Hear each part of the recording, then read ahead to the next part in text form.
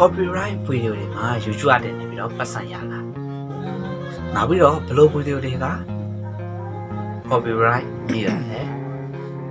Ice in my veins, I've been driving this train. Years in this lane, there's no stopping this flame. Cause I came to the game and I changed it to play how I like, rearranged it to my own domain. Yeah, I got what it takes, made lots of mistakes, taking shots, skipping breaks, feeling lost, feeling great, popping off, singing straight, never stop, never changed. All the squad here to play, and I've got something to say. Yeah. I work hard each and every day. Okay, the video name is YouTube channel လေးကို subscribe လုပ်ပြီးတော့ဒီနာက notification ပါလို့လည်းတင်ထားပါတယ်။ Okay ဒါဆိုလို့ရှိရင်ကျွန်တော်ဒီ YouTube အတက်နေပြီးတော့မှာ copyright မိတဲ့ video ကိုပတ်စံပြတာဆိုတဲ့အကြောင်းအရာလေးကို stop till I hear him say Let's go အားလုံးကျွန်တော်ကတော့ counter ပဲဒီနေ့မှာတော့ကျွန်တော်ရဲ့မိထားတယ်ပေါ့နော်ကျွန်တော် Facebook ပေးရတယ်တော့မိထားတယ် YouTube beginner တွေအများကြီးနေတယ်ပေါ့နော်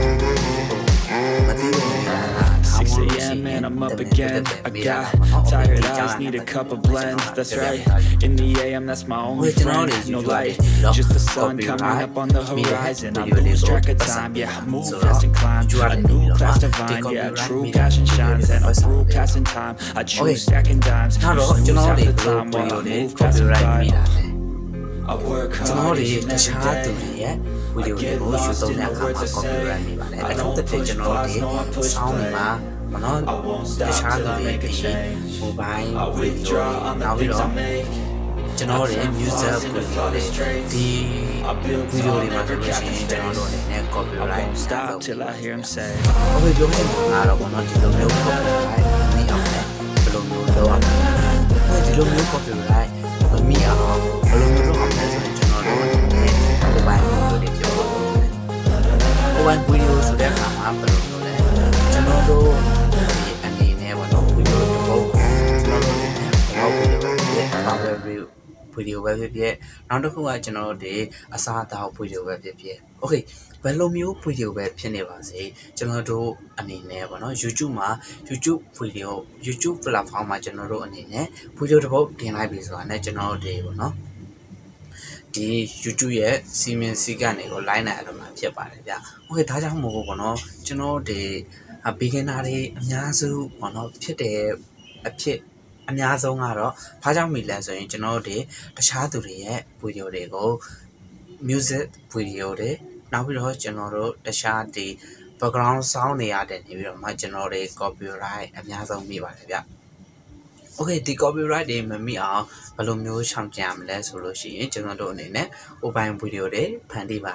နောက်ပြီးလို့ရှိရင်ကျွန်တော်တို့အနေနဲ့ music တွေကိုအထူးသဖြင့်ကိုယ်ပိုင်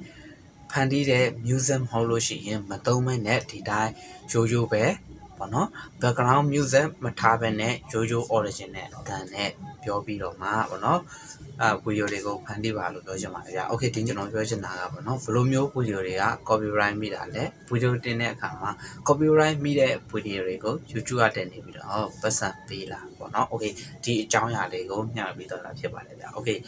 ရှာနောက်ထပ် YouTube နဲ့ပတ်သက်ပြီးတော့မှစိတ်ဝင်စားစရာ video တွေကိုကြည့်ချင်တယ်ဆိုလို့ရှိရင်ကျွန်တော်ရဲ့